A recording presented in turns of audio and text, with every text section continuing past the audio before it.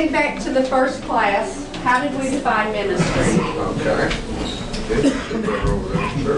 Using what God gave you to. Right, and using whatever God gives you to serve Him and meet the needs of others. And, you know, we talked about several different things that ministry could include with that, but your ultimate goal there is to serve God while meeting the needs of others. And that's the whole reason we have ministries here. We talked about the institutional ministries, the things that are going to go on no matter what. And we talked about individual ministries where people just have a feeling, you know, I need to do this, and they start that ministry. So several different, you know, the list could be very, very long. We have a lot of different types of ministries here, but we've talked about the institutional, the individual, and the whole reason why we have ministry. To meet people's physical needs, their emotional needs, and their spiritual needs, all the while serving God. And if your ministry that you're doing is not meeting at least one of these, then you don't need to be doing that ministry because you're not serving God. Anything that's of Him is going to be one of these needs of people. Now last week we talked a little bit about spiritual gifts and about what you have a heart for. And you were supposed to fill out the top two sections of your shape. You remember the S in shape was spiritual gifts, H was heart. Anybody fill theirs out and learn anything about themselves that they'd like to share? Ours is at home. We didn't have time to go by the house and pick anything up. Well, do you remember anything? Very little at my age. Well, your spiritual gifts, if you haven't gotten a chance to fill it out, go back and fill it out.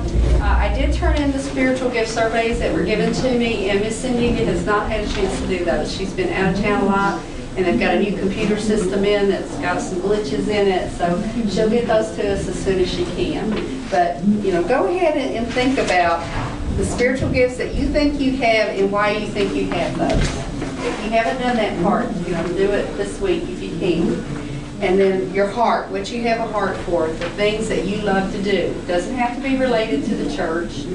Just think about the things that you love to do, the age and type of people you like to work with, the things, the ministries that concern you, the things that go on that you're interested in. And then that last question was the one I asked you to spend the most time on this week. If I knew I couldn't fail, this is what I would attempt to do for God with my life. I can't wait to hear your responses. That means you're wanting them right now? What'd you put, Miss Virginia? No, you go first. Virginia ought to go first. You always have good answers. Yes, you do. Well, you know, some of you know I have a burden for a ministry in Africa and Kenya. It's a place called Kajabi. A lot of work there for handicapped and disabled children in Africa. And I had a family there. I've been able to go there and work 3 different times. And if I knew I could do it, I'd go there and work again, you know, stay longer and just be in ministry there. I really love the people there and what they're doing for the Lord there. Great aspiration. Yeah. Would anyone else please share what they wrote? Yeah, now you're your turn. Well, I put 2 of them, but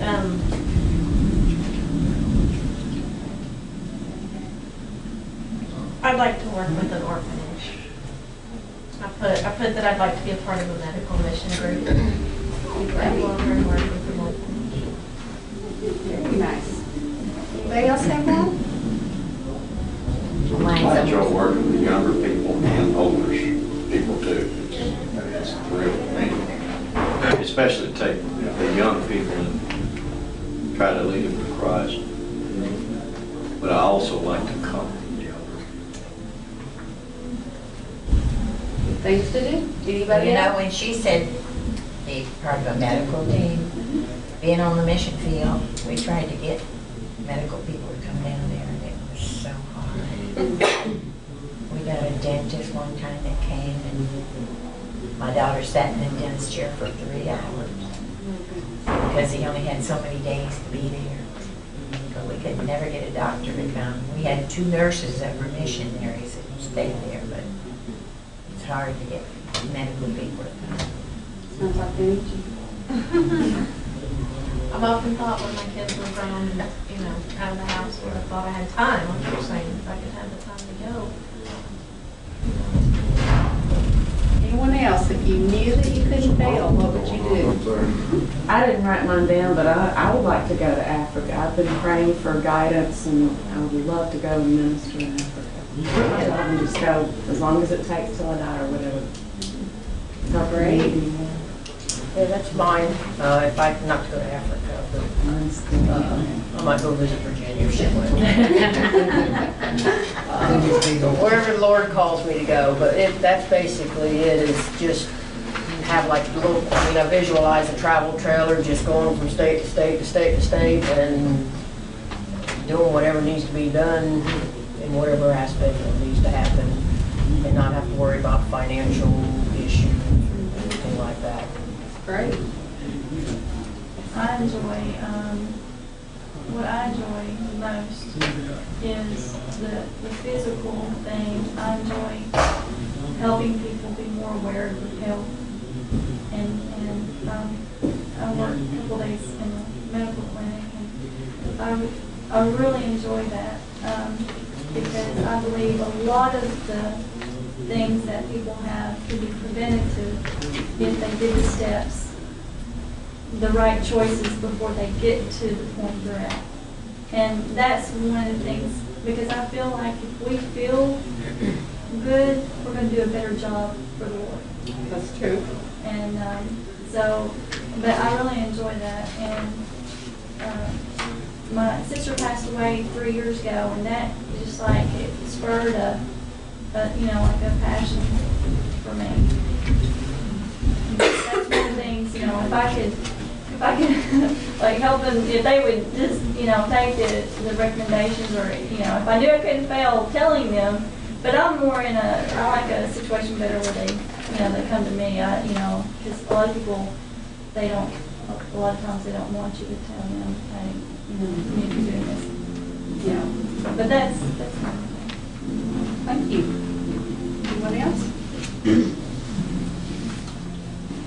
Some of the things that we think of that we would do if we knew we couldn't fail, sometimes, that's, if we decide that that's what God really wants us to do, He's not going to let us fail.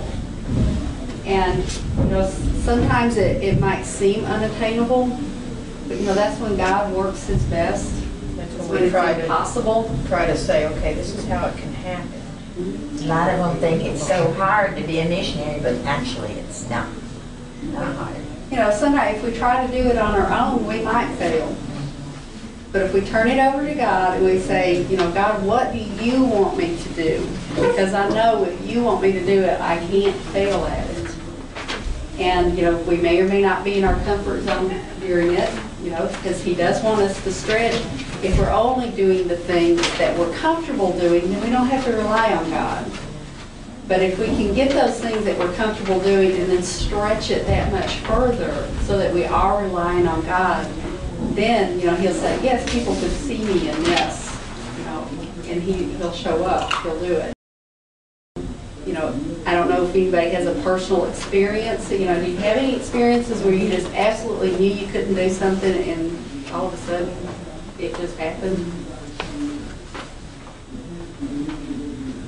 I didn't think I could do it. I did do it. I had some hard times sometimes. First year we got there, everything was so foreign that if I could have got out of that, I didn't have a way out. Well, God doesn't always make Didn't give you that way out. But the longer we were there, the more we got the language, the more we got to know the people, and oh my goodness, we got citizenship. It was our adopted country, and the people just accepted us, and it was great. I took my kids, had 2 kids there. Well, one of the things that strikes me is that if things are easy, you take it for granted. If it were easy to go learn